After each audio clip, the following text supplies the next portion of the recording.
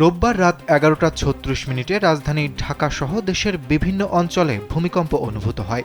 Richter স্কেলে যার তীব্রতা ছিল 5.7। এর ঠিক একদিন পর 7.8 মাত্রার শক্তিশালী ভূমিকম্পে ফিলিপাইন ও এর আশেপাশের অঞ্চলে প্রাণহানি ও ব্যাপক ধ্বংসযজ্ঞের ঘটনা ঘটে। আর এতেই নতুন করে আলোচনায় এসেছে বাংলাদেশে ভূমিকম্পের ঝুঁকির বিষয়টি। এই অবস্থায় নতুন করে উদ্বেগ প্রকাশ করেছেন ভূতত্ত্ববিদ ও নগর পরিকল্পনাবিদরা।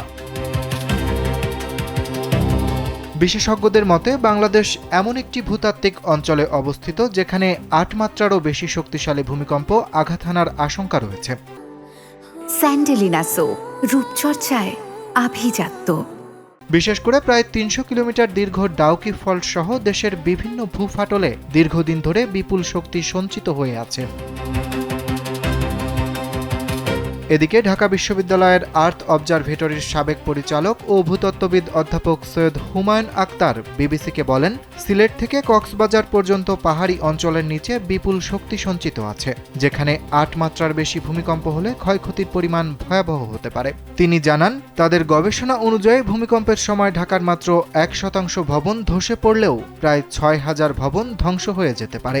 এতে অন্তত 3 লাখ মানুষ সরাসরি হতাহত হওয়ার আশঙ্কা রয়েছে।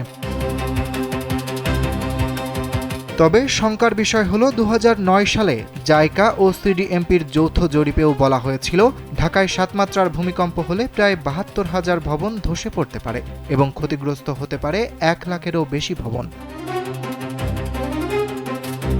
বিশেষজ্ঞদের মতে অপরিকল্পিত নগরায়ন, বিল্ডিং কোড না মানা, দুর্বল নির্মাণ কাঠামো এবং প্রস্তুতির অভাব বাংলাদেশের ঝুঁকি আরও বাড়িয়ে তুলেছে।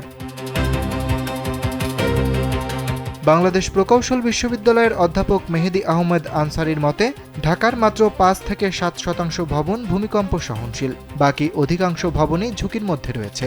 তাই দ্রুত ঝুঁকিপূর্ণ ভবন চিহ্নিত করে সেগুলোকে শক্তিশালী করা জরুরি।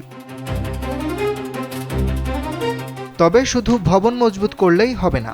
বিশেষজ্ঞরা বলছেন, প্রয়োজন নিয়মিত উদ্ধার মহড়া, স্বেচ্ছাসেবক প্রশিক্ষণ, জনসচেতনতা বৃদ্ধি এবং আধুনিক সতর্কবার্তা ব্যবস্থা। পাশাপাশি স্কুল, কলেজ থেকে শুরু করে স্থানীয় পর্যায়ে দুর্যোগ প্রস্তুতির কার্যক্রম জোরদার করতে হবে।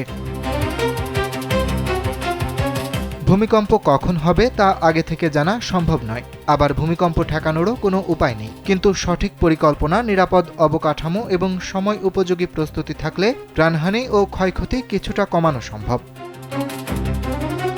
অরিত্র বাসু, কালবেলা।